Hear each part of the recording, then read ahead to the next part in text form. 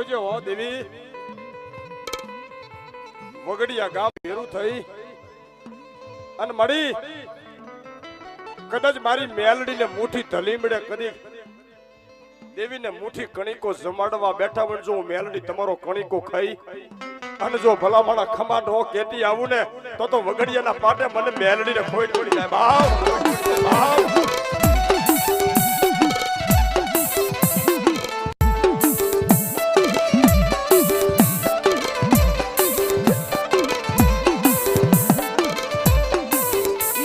લાગી આવી મારી મેલડી